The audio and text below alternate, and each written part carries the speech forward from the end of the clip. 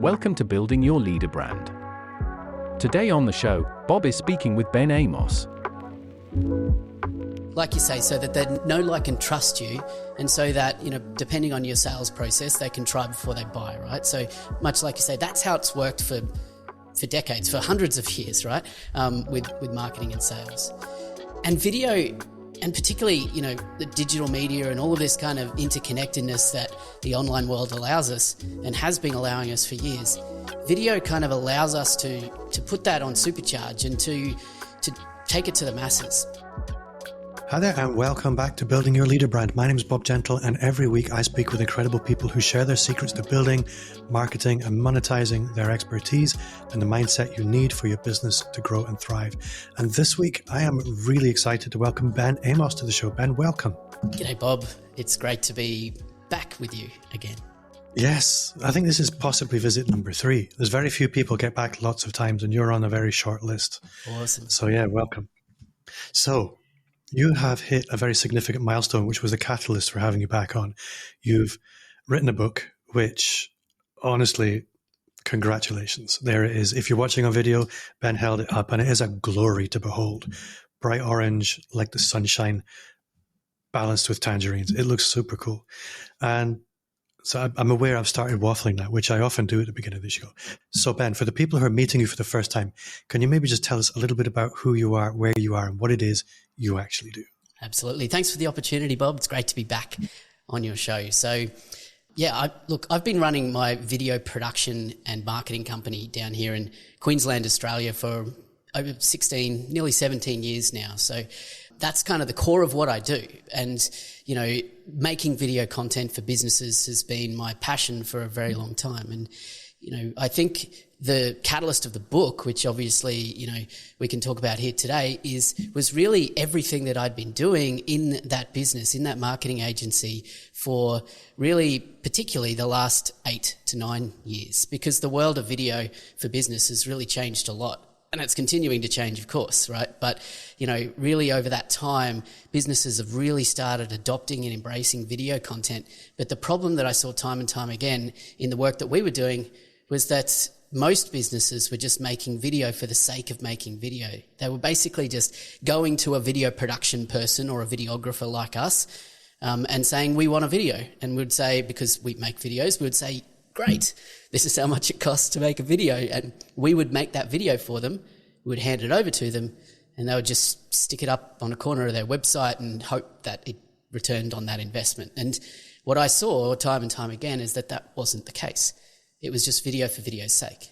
So that kind of kicked off a journey for me into really trying to understand what I now refer to as, and many other people refer to as, video strategy. What is the strategy behind video content in order to make sure that you're doing the right videos for the right purpose in the right way? And, long story short, I started speaking about that and writing about that and created a podcast about that, now over 300 episodes. And, that kind of drew more people towards me who were like having the same problem in their business. And they were like, well, we're also struggling with this. And so tell us what you're doing. And so, as good personal brands and thought leaders do, I formed it into a framework that made sense of the way that we were doing things and, created that framework in a way that I could best teach it to others. And that really kicked off that journey. And that was, probably 7 or so years ago that I kind of started to talk around that framework and develop my own personal brand around that framework. And here we are today. So now I speak about this, I'm on podcasts about this, and really stoked to have published my first book that really unpacks what I call the definitive guide to video strategy for business. And we can talk more about that, of course, today. Well, we will. I was looking through some of the reviews for the book online. I can't remember where I saw them. It was possibly LinkedIn, through some of your promo. But what was interesting was my instinct always when I hear about a video strategy book is it's a video strategy book for business owners. And I think this is a video strategy book for business owners. But a lot of the reviews were from people who were traditionally your competition, other videographers, which I think is a real sign that there's something important here, that this is a book that's probably going to matter, not just for business owners, but for anybody involved in video strategy the whole way through production.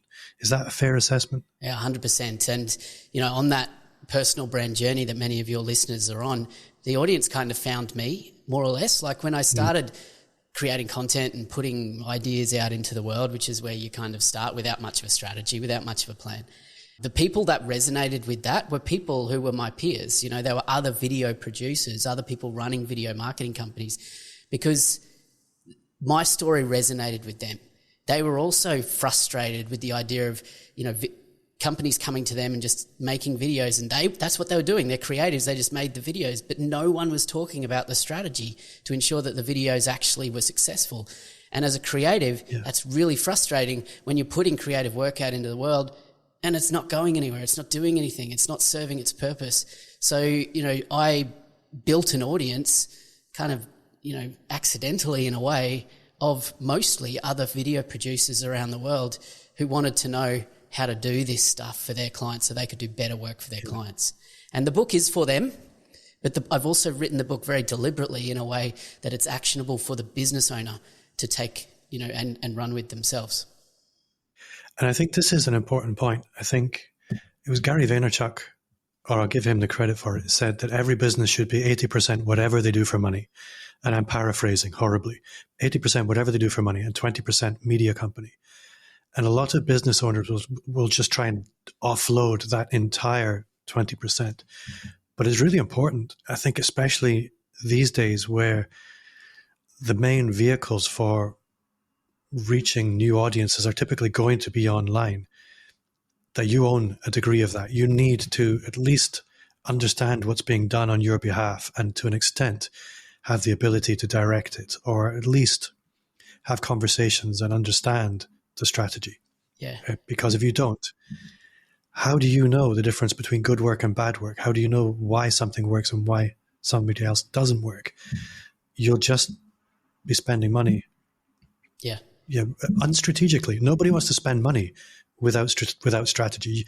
No business owner would spend money without understanding why. And videos, it's a resource. You have to spend money in order to create video, time or money, one of the two. And no business owner will do that without strategy. Yeah. And we don't want to waste time or money, right, Bob? And, I think we have to address potentially the elephant in the room here, that the idea that for most business owners, strategy is like this, kind of up in the air kind of idea of like, well, strategy, who needs strategy, right? Like, I don't know about you, but I know when I started in business, I was reading about how to do business and people were telling me, or I was reading, you got to do a business plan, you got to write a business plan and you got to have your marketing plan and you got to do all this planning and, but I never did that in business. So I was just like, I'm just going to go and do stuff, right? And figure it out as I go. But strategy is ultimately the plan, right? So many people in business typically don't even put weight behind the idea of a strategy. But let me reframe that for the listeners, because, I think strategy is ultimately, it's about, think of it like this, right? If you're going to cook a delicious meal, right? You've got friends coming around and you want to feed them and you want them to be happy and you want them to leave, not wishing that they never came, right? So what do? You could just go to the fridge or go to the grocery store and buy a whole bunch of ingredients and just, randomly throw them together using a bit of your intuition and a bit of I'll make it up as I go along and, I'll kind of figure it out as I start cooking, right? But what will probably result from that is a pretty unpalatable dish, unless you have some kind of intrinsic natural skill. But either way, chances are it's not going to be your best work. So, and that's not going to be good for your guests, right? But what do? Well, that's not what we do, right? What we do is we open up a recipe book or we find a recipe. So the recipe is your strategy. So the strategy doesn't need to be a big, scary, pie in the sky idea of a plan. It ultimately just needs to be like, this is the proven steps that you need to take in order to pull these disparate ingredients together into something that actually does what you want it to do, which is make people, want more. And that's really the way to think about your video strategy as well.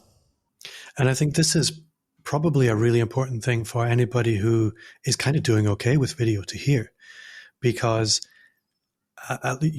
have probably met people like this as well, where they just seem to do really well with video. They're natural, they're charismatic, and it kind of works. But they reach a point where what they were doing just naturally and accidentally becomes difficult to scale. They can't move beyond that. And that's really where growing strategically rather than simply trying to shovel more fuel on the fire is really important. Right. And I think that's true in lots of different ways. But let's take that cooking. Let's take that cooking analogy. Sorry to cut you off, Bob, but you kind of made me think here of this, and I've not really framed it this way before. But if you take that cooking analogy into that idea, right, it's kind of like if people, are seeing what other people are doing online with their video content, for example. It's kind of like, watching a celebrity chef cook on MasterChef, right? You don't have the recipe, but you're just watching what they do and you're just kind of trying to replicate what they do. Chances are, if you've got a bit of skill and, you can just do a few things, chances are you might do a pretty good job. So you might just be able to kind of luck into it and just do okay. And that's what a lot of people are doing, I think, with video, is they're seeing what works and they're trying to replicate it. They're trying to do it themselves, right? But without that strategy, without that recipe, they really don't know why it's working. They don't know why, that certain amount of spice going with that certain ingredient is actually equaling that result. So, really the strategy allows you to understand where success comes from and how to replicate that success or pivot and adjust and change. If platforms change, if TikTok disappears overnight, you've got a strategy, you know how you can apply that into another distribution channel, right? So I think there are really two types of business owner. There are the two types of people who might approach video. Number one, the confident, happy-go-lucky, I'm just going to have a go. I'm not scared of the camera. This doesn't feel like work for me. And they'll just fly and do it. Those are the people who will just run off and do things without a strategy. And then in order to scale beyond their natural start to stopping point, strategy is going to help them extend beyond that. On the other side, we have the business owner who is not going to invest in this awkward, uncomfortable mess without a plan. And I think they're probably the more common, actually. People don't want to take these risks unless they know what the ROI is going to look like. And I think these are the people who perhaps need to understand what's in it for me. I think as I was getting ready for this conversation, I was thinking, well, why does video even matter? And I think one of the foundations of business is people need to know, like, and trust. And in marketing, we're taught know, like, trust, try, buy. And video allows you to engage in all of that. And I think video matters for local business. And I think this was kind of where your video marketing journey began, was a lot of the time working with businesses in your area. Whereas for me, video has allowed me to reach audiences around the world. In my city, I have now 2 clients. That's it. The majority of my business is in the US. Without video, that would be impossible. And I think it's maybe worth people rethinking what's possible for them once they introduce video strategically into their business. It's maybe worth you speaking to the what's in it for me side of this. Yeah, it's a really good question, Bob, because, I think for so many, particularly personal brand businesses, but really for any business, the market is much wider than their immediate kind of sphere of influence, And, if you think about traditional marketing or traditional business development, it's typically about kind of networking, about building relationships and building connections with people, like you say, so that they know, like, and trust you. And so that, depending on your sales process, they can try before they buy, right? So much like you say, that's how it's worked for decades, for hundreds of years, right? With marketing and sales. And video, and particularly, the digital media and all of this kind of interconnectedness that the online world allows us and has been allowing us for years, video kind of allows us to put that on supercharge and to take it to the masses. Now, I think for so many businesses, the problem is they kind of look at, that traditional idea of being a content creator. I've got my inverted air commas up there. So being a content creator or a YouTuber. So if I'm going to be successful with video content for my business, I need to be a media company, or I need to call myself a content creator or a YouTuber and that sort of thing. But that's very far from the truth. For so many businesses, it's just about using video the right way strategically in order to reach a small proportion of the right customers, wherever they may be in the world, so that you can build that know, like, and trust factor, allow them to try and convince them to buy. Or not even convince them to buy. They will buy if you do that properly, right? So it's kind of like, becomes your, particularly, recorded video content. We could talk about live content and, the power of Zoom calls and Skype calls and that sort of thing. But, the recorded content kind of does the job of selling for you while you're not selling, while you're asleep, while you're doing other things, while you're off with your kids, if you do it right. But you don't need to be a YouTuber or a content creator. Yeah. I think what I've found with video again and again is, of all the media, and I do all the media, I have written content, audio content, static content. With video, people react to it differently to everything else. Video is the one format where I've found people take action. And for me, it's the action of actually contacting me, giving me some kind of feedback. Nothing else does that. And additionally, I think it's really important for me that I don't have to have a really proactive sales process, that I want, by the time people come to me, they've already decided that they know, like, and trust me before I've ever met them. And video facilitates that. So for people listening thinking, okay, this is all good, you're talking about video strategy, but you haven't spoken about video strategy. So for somebody sitting at home, obviously the book will be very helpful. But just the back of a napkin, what should we be thinking about before we begin making any kind of video content? What is an outline strategy actually built from? Yeah, good question. The entire, foundation, the bulk of the book, Engage, the Definitive Guide to Video Strategy for Business, outlines this in very actionable ways that people can take. And it provides tools as well that people can, effectively just grab and implement in their business or for their clients' businesses in order to execute a video strategy, or to develop a video strategy before they execute it is probably a better way to say it. But ultimately, I talked before around developing a framework, and I call this framework, basically, it's pretty simple, right? The 7 elements to effective video strategy. So there's 7, I'll hold up my hands properly, I can't even count. There's 7 core things that a business or someone needs to think about or understand or put some thought process to in order to be effective with their video marketing. So those 7, and we can break it down as much as you like, Bob, but those 7, I'll just kind of give you the top level, is audience, goals, content, distribution, optimization, metrics, and production. So those 7 elements all work together, and they're interconnected in a way that, allows you to develop a cohesive and refined video strategy. And they're in that order for a reason, because you need to basically make decisions and get clarity on each of those 7 elements in that order in order to, produce content and develop a video strategy that makes sense. So just a top level view of that is that you need to first understand your audience. In business, if you don't know who you're selling to, if you don't know who you're trying to communicate to in order to move them to take action with your business, then you've failed from the outset.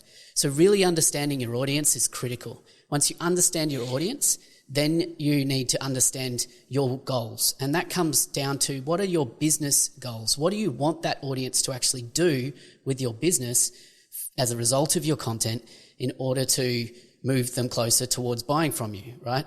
So the goals need to align with your strategic business goals as well. So goals is the second element.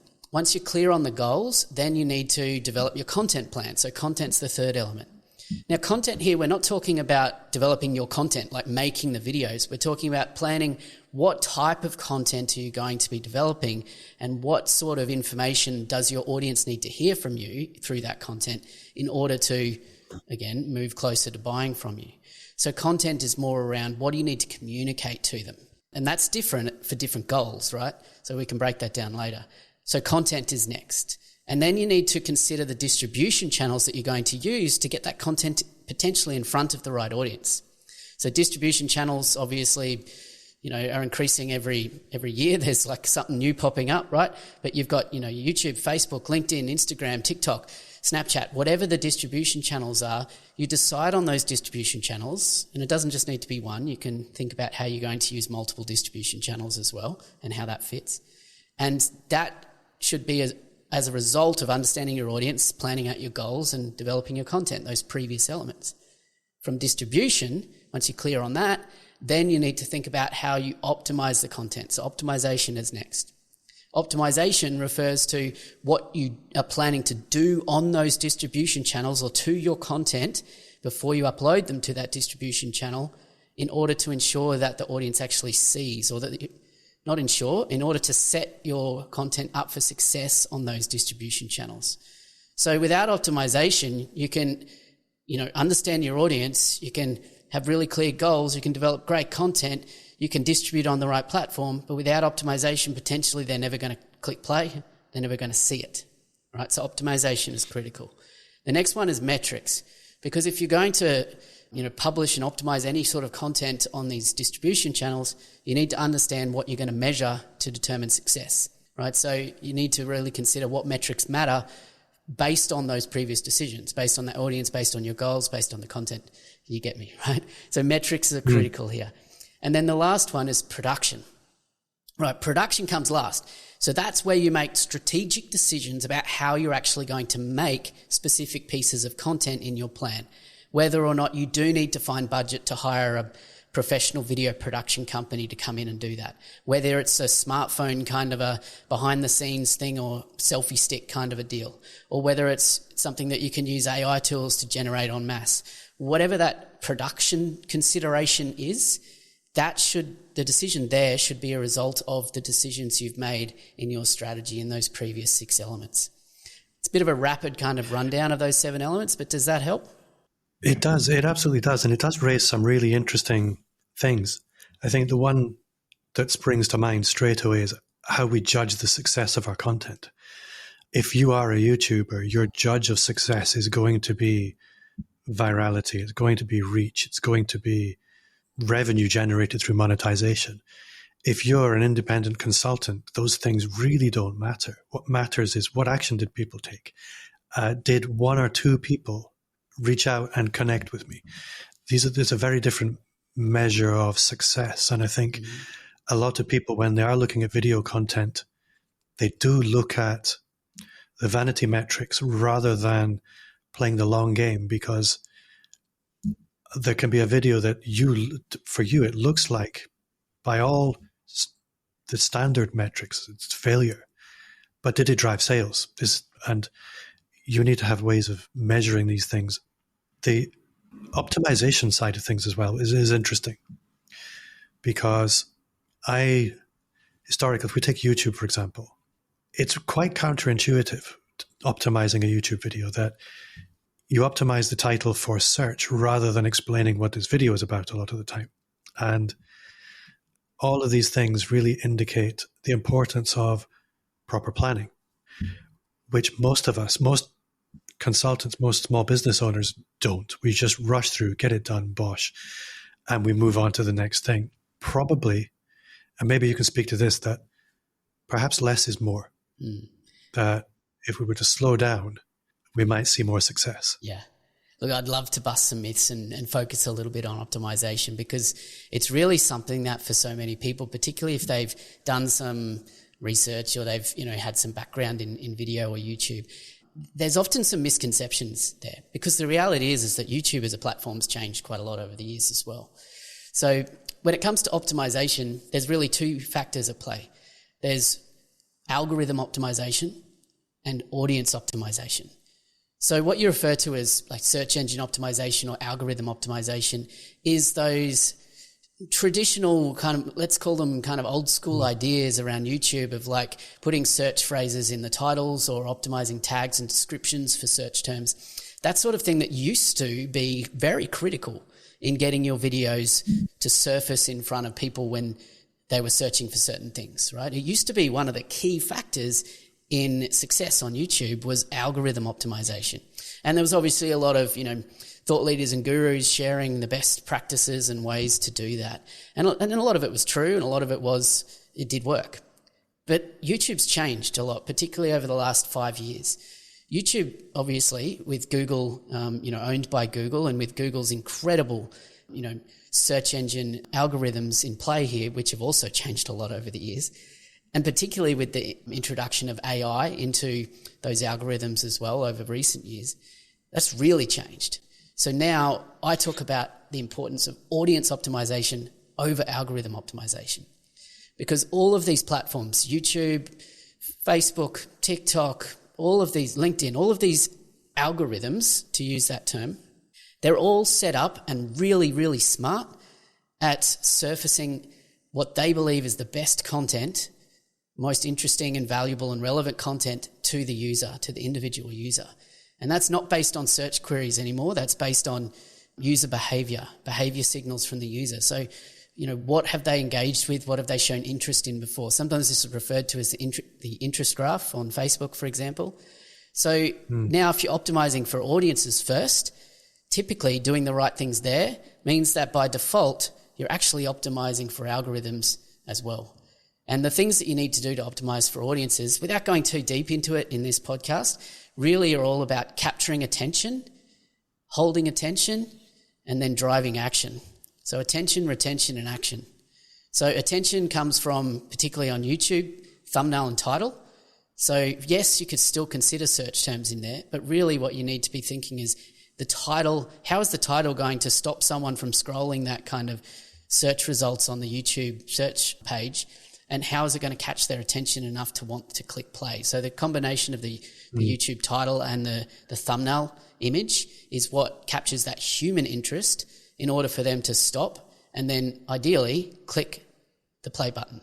And then we talk about the hook. Obviously, hooks are very important. So those first couple of seconds, once they do click the play button, how's that going to continue to capture that attention and make it feel that this is ultimately really relevant to them and something that they want to engage with?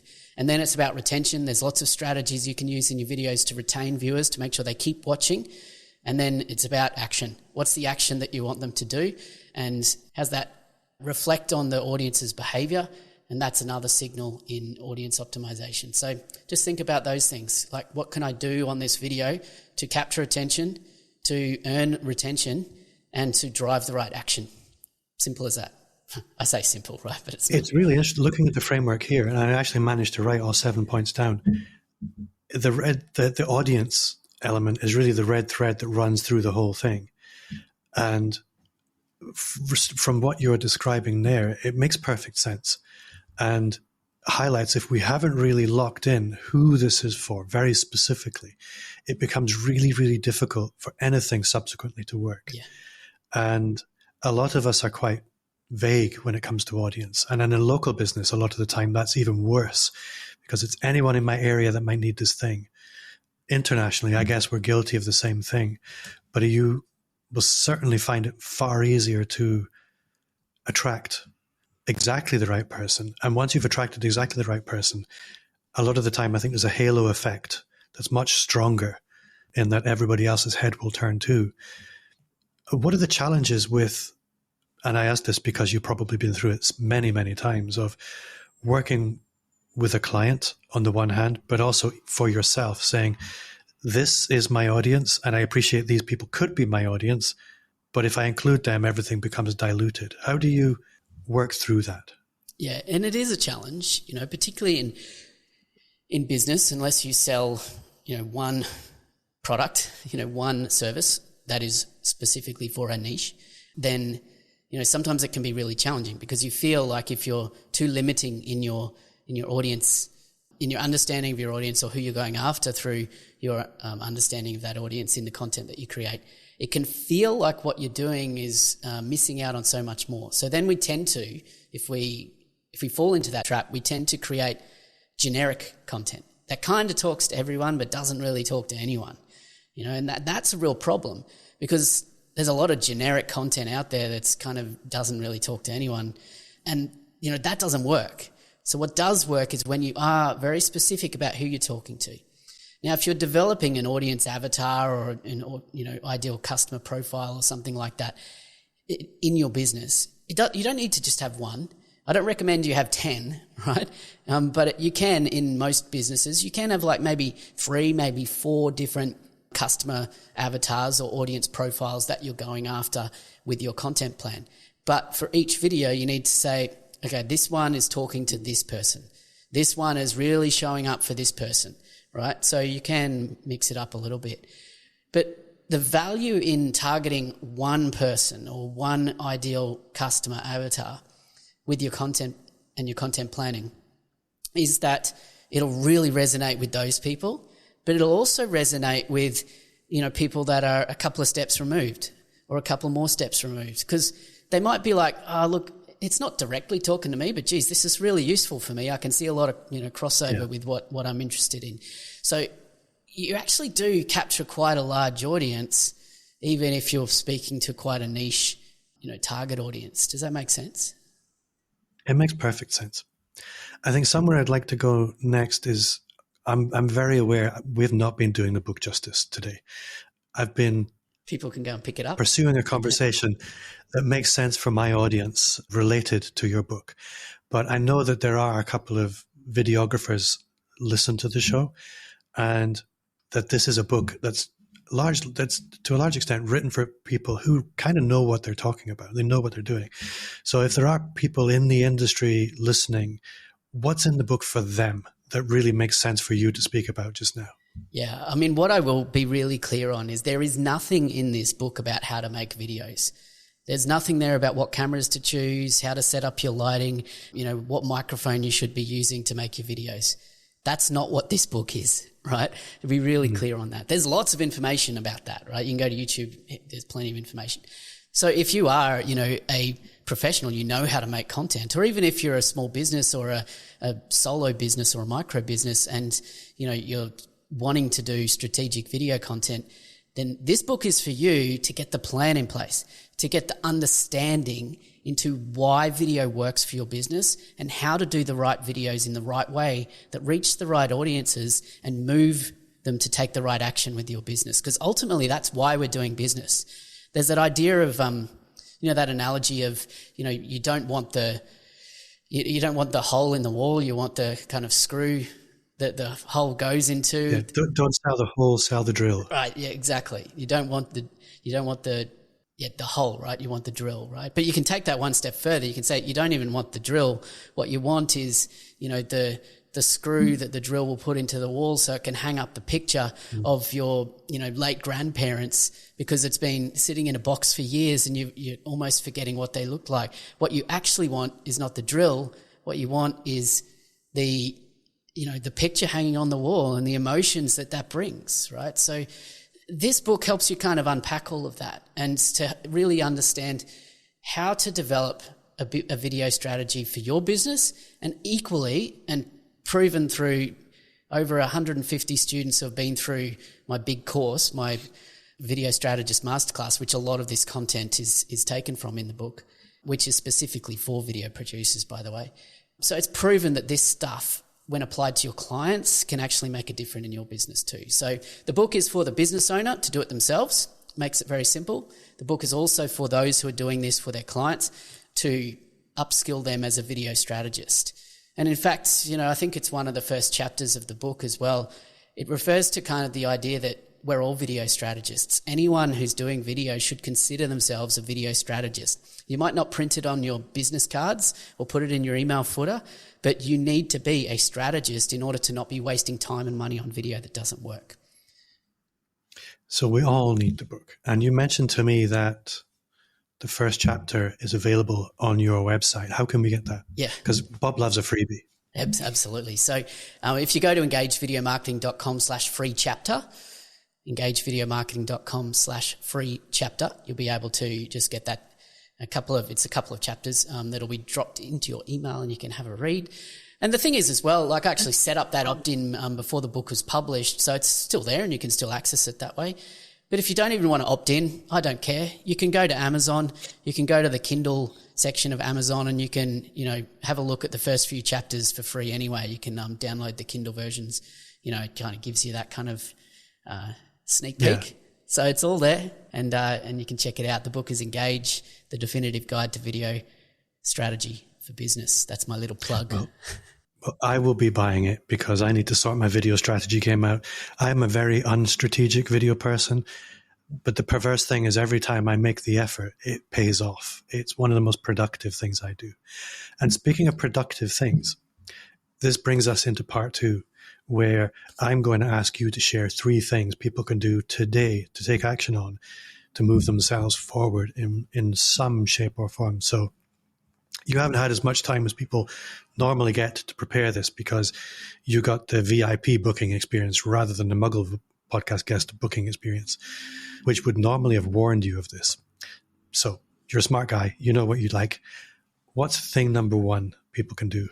Look, thing number 1, I think, and I'm speaking specifically to those in your audience who aren't currently doing any sort of video content.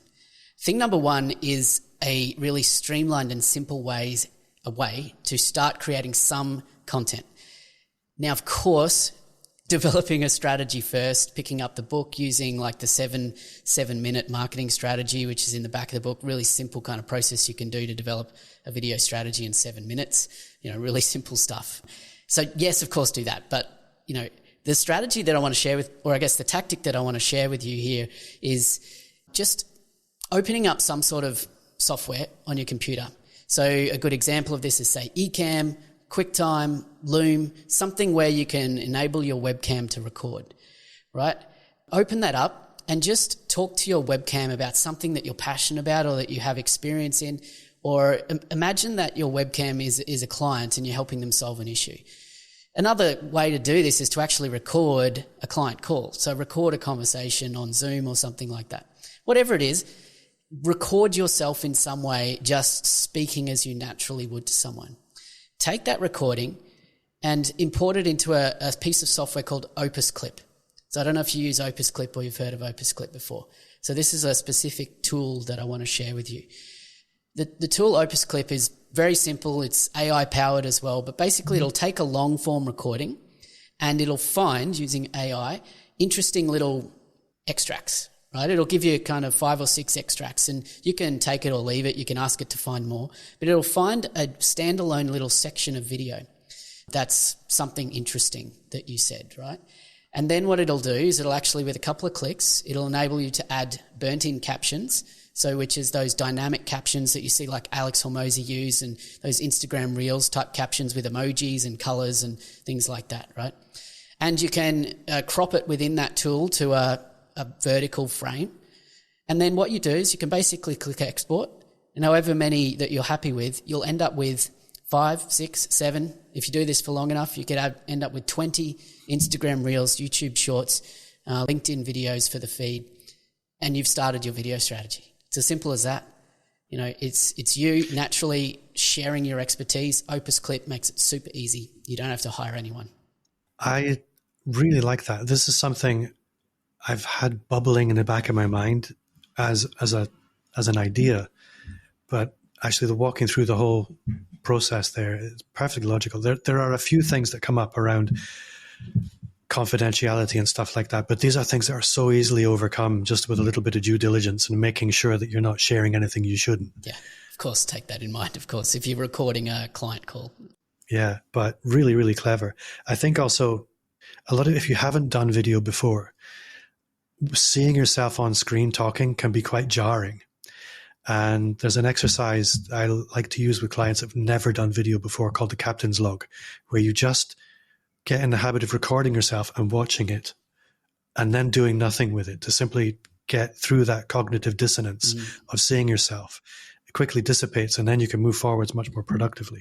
But this is a great way of making that productive. I really like that. The thing is as well, just on that, you actually don't even have to publish them. Just go through this exercise.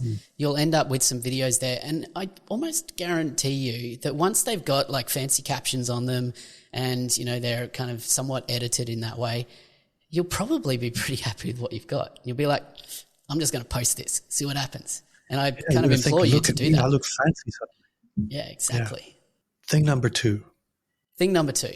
So let's go a little bit more advanced here. Let's go to people who are producing video content. So they are actually, producing some sort of content for some sort of platform.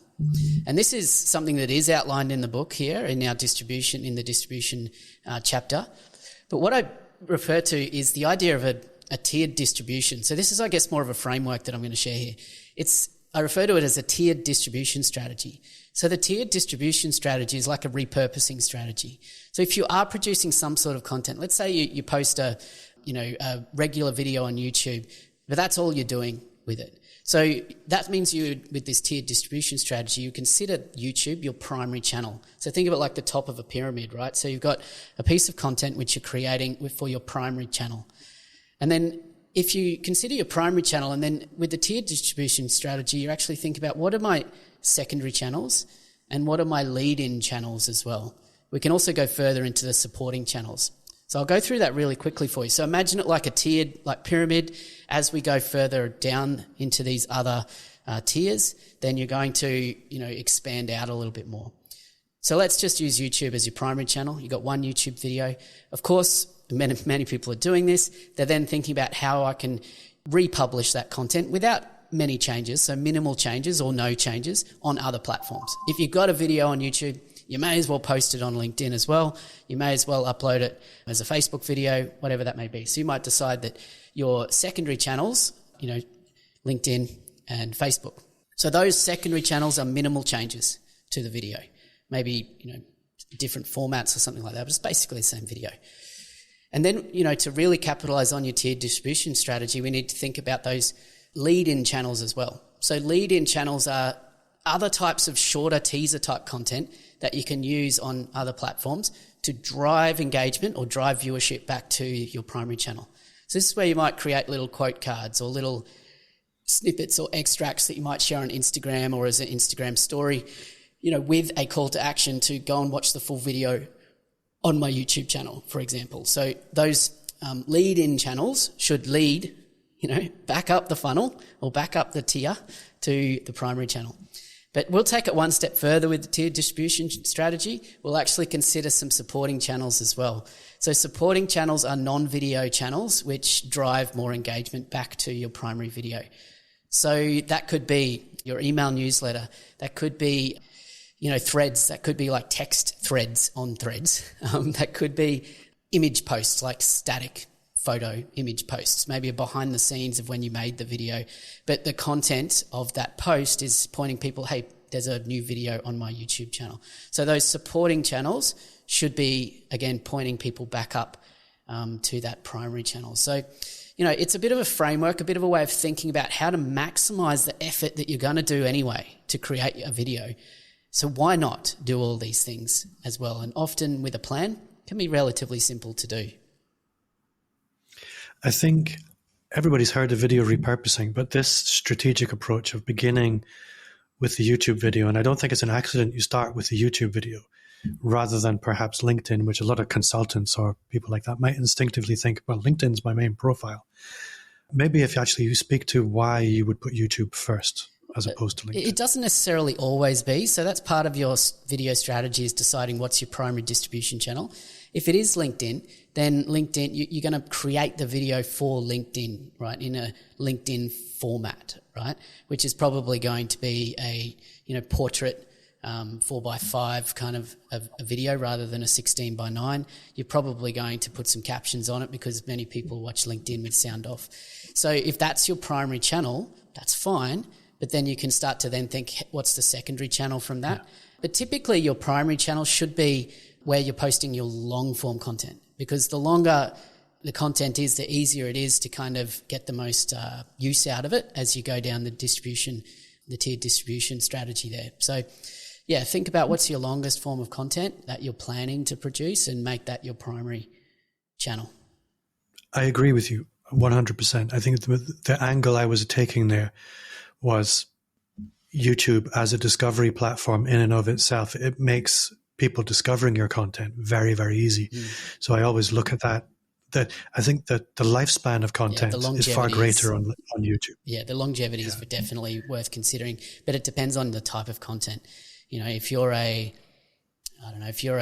thought leader in the financial services space and you're posting, updates about the market that is happening on that particular day, it may not have benefit to be, a long shelf life kind of a video, right? But yes, YouTube's still the powerhouse of the whole online video game. Can't be ignored. Well, that was a very elegant description of a tiered approach. I've heard lots of ways of approaching repurposing. This was one of the slickest.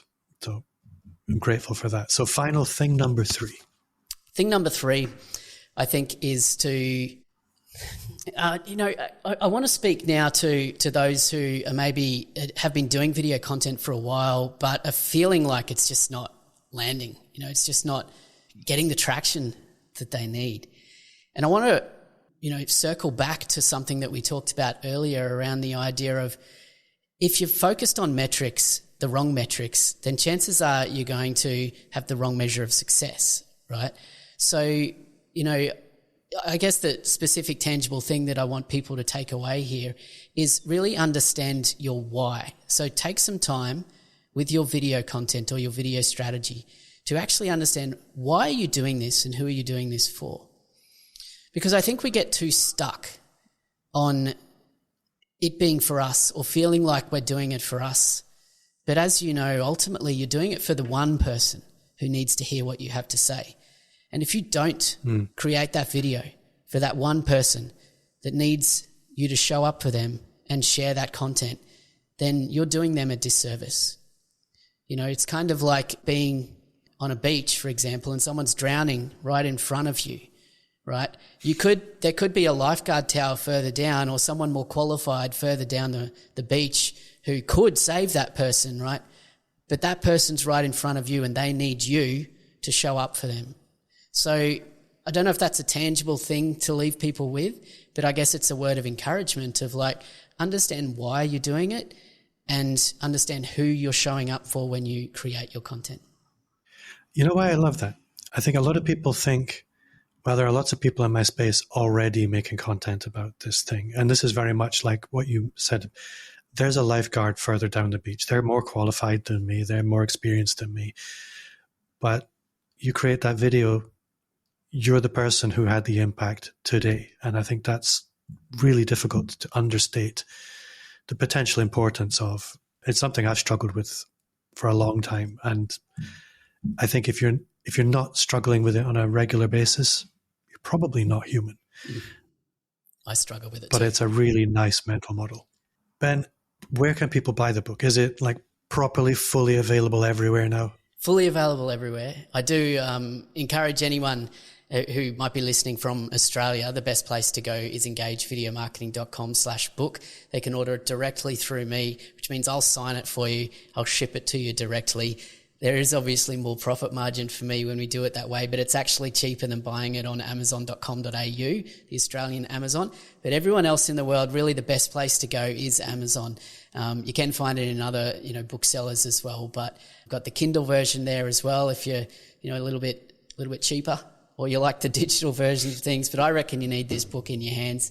I've got the Audible version coming, but it's still a little bit down the track. I've started recording it, and I'm recording that myself. So yeah, right now, it's available right now. It's at its best price it will probably ever be, because we've started with a nice discounted launch price. So depending on when you listen to this, go to Amazon in your area and search for the book. You'll find it. I will go and order it today. Ben Amos, you have been an awesome guest. It's never a waste of time to speak to you. I always come away enthusiastic to get back into video. So thank you for that. Excellent. Thanks, Bob. It's been fun. Before I do that, Ben, if people want to find out more about you, if they want to get in touch with you, what's the best way for them to do that? Probably spend a lot of my time on LinkedIn these days. So just search for me, Ben Amos, on LinkedIn. Hopefully find me there, or at engage_Ben on Instagram. Engagevideomarketing.com is the place for everything else. That does bring us to the end of another episode. Thank you for listening. And if you did enjoy the show, I would gently encourage you to leave a 5-star review wherever you listen to podcasts. And if you're on YouTube, it's a thumbs up. a like and subscribe and a comment, I guess is what the kids say. If you did enjoy the show, you will also love the Personal Brand Business Roadmap. It's 50 pages of everything you need to start, scale, or fix your expert business. Just click the link in the show notes or visit amplifyme.agency/roadmap. Ben, you've been awesome. You at home listening are also awesome. Thank you and see you next time.